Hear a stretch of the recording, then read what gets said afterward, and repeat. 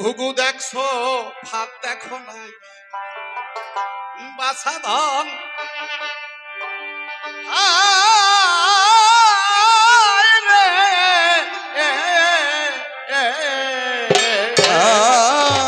ঘুঘু দেখছো ভাত দেখো নি বাঁচা ধন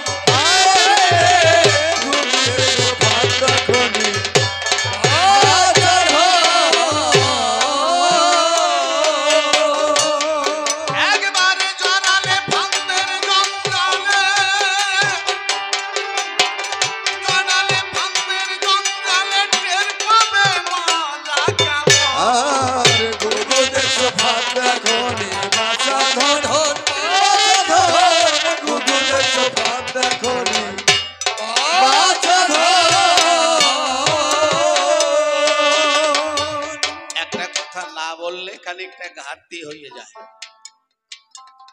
এই মাইক সাউন্ড সত্যি অমাইক মাইক। আর আমার যে দাদা অপারেটিং করছেন উনি অত্যন্ত অমাইক। আমি ঠাকুরের কাছে প্রার্থনা রাখি ঠাকুর যেন দাদার মনস্কামনা পূর্ণ করেন।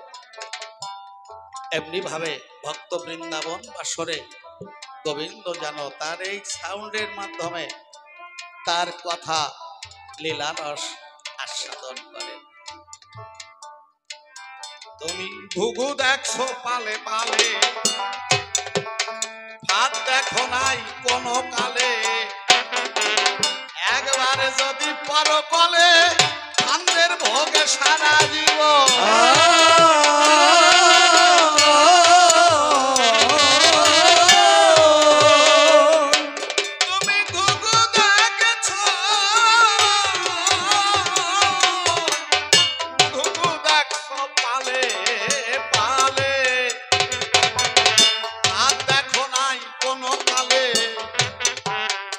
একেবারে যদি পরকালে ধানের ভোগে সারা জীবন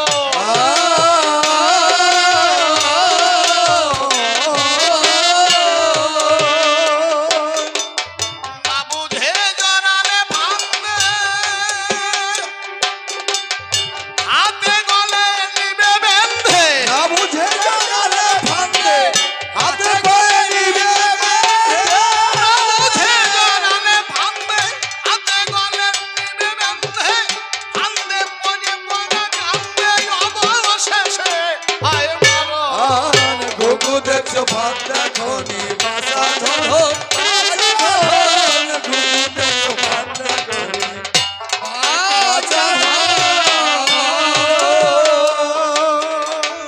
রূপের ফাঁদে পড়লে পরে ঋষিদের ঋষিত্ব সরে রূপের মোহে ব্রহ্ম ঘরে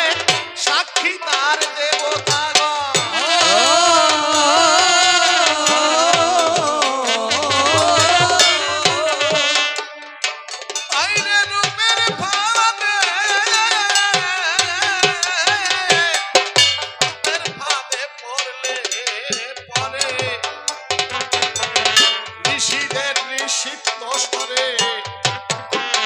রূপের মোহে ব্রহ্ম ঘরে সাক্ষী তার দেবতাগণ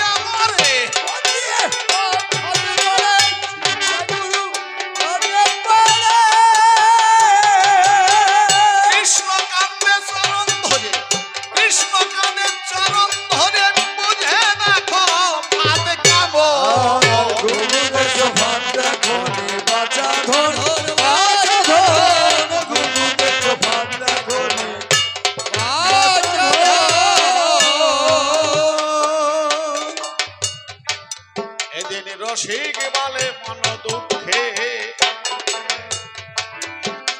জেগে যারা স্বপ্ন দেখে আমার বলে সেই সব লোকে ফাঁদে পড়ে অকারো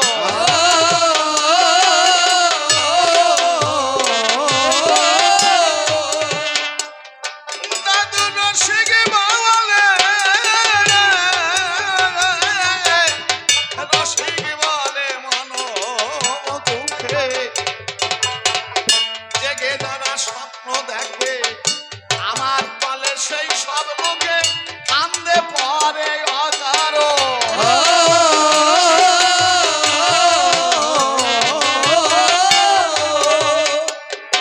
তাদের ঘোড়াই দিবা হেসে কেঁদে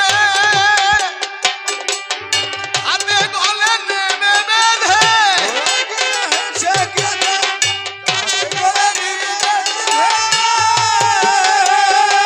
এমন বাজি কর বানরে বেঁধে বাজি কর বানরে বেঁধে দিন ভরে নাচায় যাবো গুরু দেখছো ভাত দেখো নি বাঁচা ধর বাঁচা ধর গুরু দেখছো ভাত দেখো নি বাঁচা ধর দ্বন্দ্ব ভূমিকায় আজ ভক্তা মীরাবাই বিপক্ষে রানা কুম্ভ শুনিলেন সবাই নানা ভাবে নানা কথা গো করল আলাপ এইটাই হইল মূল কবির ধরন এক কবি করে জবাব আর এক কবি ধরে অভাবে গো একেই খাঁটি কবির স্বভাবে কয় জবাবদাতার কথায় যদি বিপক্ষ কবি দেয় সায় যিনি জবাবদাতা যা জবাব দেবে বিপক্ষ কবি যদি সাই দিয়ে তাতেই মাথা ঝুল দেয় তাহলে কবি গানের রস আস্বাদন করার ভাবটাই নষ্ট হয়ে যায়।